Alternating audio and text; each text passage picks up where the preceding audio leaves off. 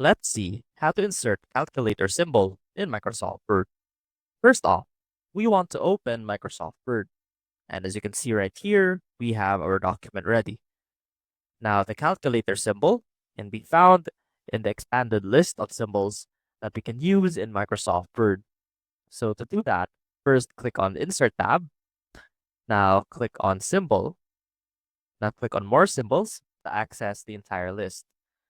And from here, make sure that you have the font set to Seago UI symbol and change the subset to private use area.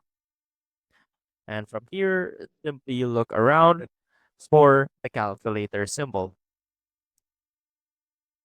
And as you can see, this one right here looks just like a calculator. Now to insert that into our document, simply click Insert. And as you can see, we now have the symbol for a calculator right there. I hope this helped, and I will see you soon.